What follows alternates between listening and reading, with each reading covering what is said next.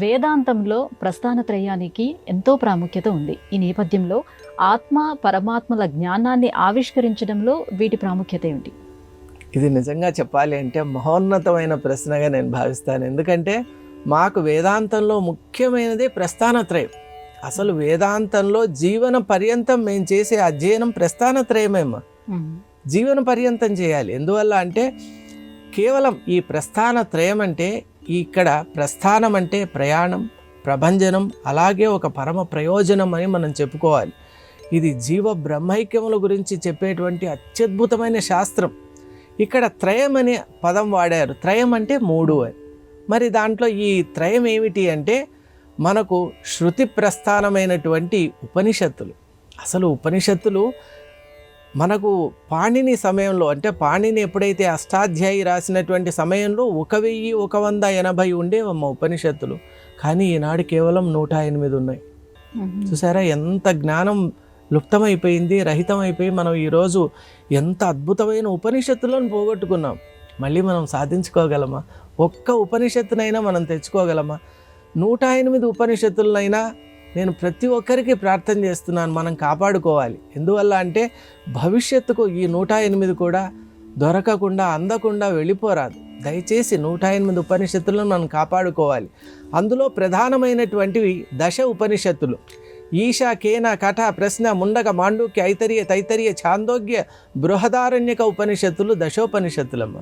ఈ దశోపనిషత్తులు శృతి ప్రస్థానం అని అంటాం.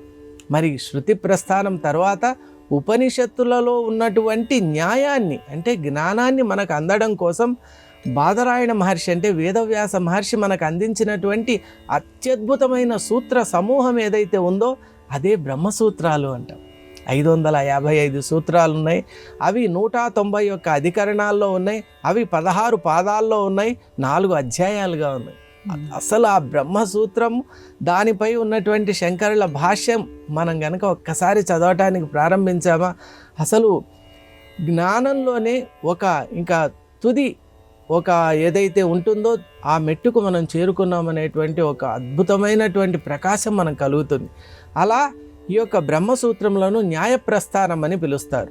ఇది 2వ ప్రస్థానం. ఇవి కాకుండా ఇంతకుముందు మనం మాట్లాడుకున్నట్టు సమస్త వేదసారమైనటువంటి భగవద్గీత స్మృతి ప్రస్థానం. స్మృతి అంటే ఒకరు జ్ఞాపకం చేసుకొని ఒకరు విన్నదాన్ని మళ్ళీ దాన్ని ప్రకాశింపజేయటం, దాన్ని స్మృతి అంటారు. శృతి అంటే అది అపౌరుషేయమైనటువంటి వేద వాక్యాల్ని ఋషులు ఏదైతే దర్శనం చేశారో వాళ్ళు ప్రకటించినటువంటి వాక్యాలను మనం తెలుసుకోవడం శృతి, వినటం. శృతి, స్మృతి, న్యాయ, ఇలా ఈ 3 ప్రస్థానాల్ని మనం ప్రస్థానత్రయం అంటాము. ఈ ప్రస్థానత్రయం అనేటువంటి ఈ యొక్క ప్రణాళికను మనకు అందించినటువంటి మహానుభావులు ఆదిశంకర భగవత్పాదులమ్మ. వారిచ్చారు మనకు. వారిచ్చినటువంటి అమూల్యమైనటువంటి సంపద. కాబట్టి ప్రస్థానత్రయాన్ని ఎవరైతే అనుక్షణము అధ్యయనం చేస్తూ ప్రస్థానత్రయంలో ఉన్నటువంటి ఆ దివ్యాతి దివ్యమైన అంశాలను ఎవరైతే మనసులో కనుక నింపుకుంటారో ఇక అంధకారం ఉండే అవకాశమే లేదు. ఎందువల్ల అంటే సూర్యుడు ఉన్న చోట అంధకారం ఉండదు. సూర్యునికి కూడా ఒకసారి కుతూహలం కలిగిందంట. అందరూ ప్రపంచంలో అంధకారం అంటారు, నేను కూడా చూడాలి అంధకారం ఎలా ఉంటుందో అని. కానీ పాపం చూడలేకపోయాడు. ఎందుకంటే ఆయన ఎక్కడ వెళ్ళినా ఆయన అఖండమైన తేజస్సు వల్ల అంధకారం ఉండే అవకాశం లేదు కదా. అలా ప్రస్థానత్రయాన్ని ఎవరైతే అధ్యయనం చేస్తారో వాళ్ళకు కూడా అజ్ఞానం ఉండే అవకాశం లేదు. అంతటి జ్ఞాన ప్రకాశం ప్రస్థానత్రయం.